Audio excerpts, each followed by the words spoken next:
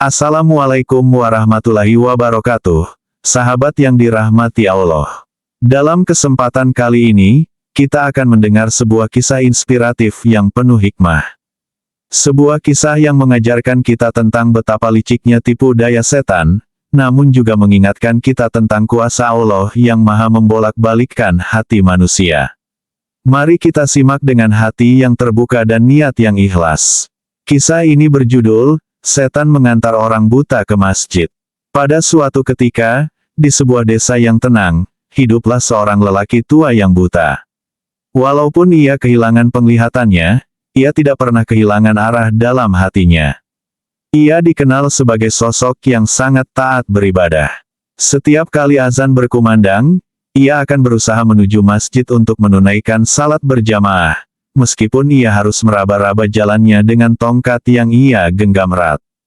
Namun, perjalanan lelaki tua ini ke masjid tidaklah selalu mudah. Kadang ia tersandung batu, kadang ia hampir jatuh karena tanah yang licin setelah hujan. Namun, semangatnya untuk beribadah tidak pernah luntur. Dia selalu yakin bahwa Allah akan memudahkan langkahnya menuju rumahnya. Suatu malam, setelah azan Isya berkumandang, lelaki tua ini mulai bersiap-siap untuk pergi ke masjid. Seperti biasa, ia meraba-raba tongkatnya, lalu mulai berjalan pelan. Namun, tiba-tiba, di tengah perjalanan, ada seseorang yang menghampirinya. Suara orang tersebut terdengar lembut dan penuh perhatian. "Assalamualaikum, Pak Tua. Apakah Anda akan pergi ke masjid?" tanya orang itu. Lelaki tua itu mengangguk. "Waalaikumsalam. Iya, benar, aku sedang dalam perjalanan ke masjid. Tapi aku buta, jalanku sering lambat, dan kadang sulit menemukan arah." Orang asing itu tersenyum dan berkata, "Jangan khawatir, Pak Tua. Izinkan aku menemani dan membimbingmu ke masjid. Insya Allah, aku akan mengantarmu dengan selamat sampai ke sana." Dengan senang hati, lelaki tua itu menerima tawaran tersebut. Mereka pun berjalan bersama, dengan orang asing itu menggenggam tangan lelaki tua, memandunya dengan penuh hati-hati. Lelaki tua merasa sangat bersyukur, karena perjalanan ke masjid kali ini terasa jauh lebih mudah daripada biasanya.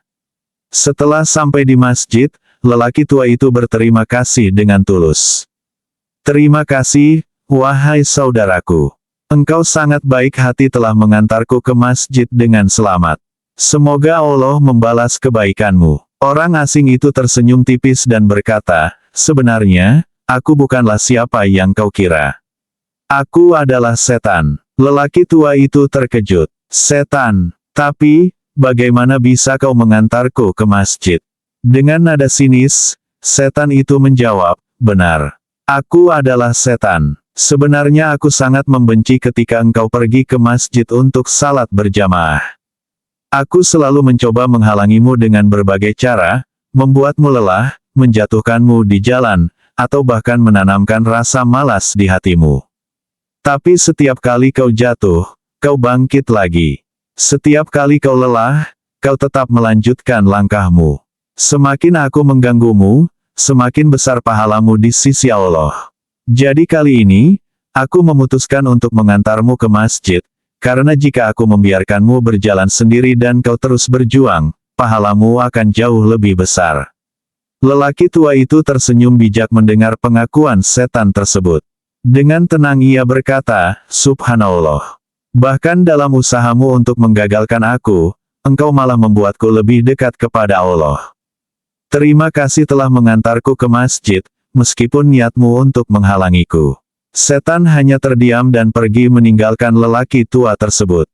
Sahabat yang dirahmati Allah, dari kisah ini, kita dapat mengambil banyak pelajaran. Setan akan selalu berusaha untuk menyesatkan manusia, menggunakan berbagai cara, bahkan cara-cara yang tampaknya baik di permukaan. Namun, jika kita selalu teguh dalam iman dan terus berusaha mendekatkan diri kepada Allah, maka setiap ujian yang datang justru bisa menjadi jalan bagi kita untuk mendapatkan pahala yang lebih besar. Kisah ini mengajarkan kita bahwa dalam setiap kesulitan yang kita hadapi di jalan kebaikan, selalu ada pahala yang menanti.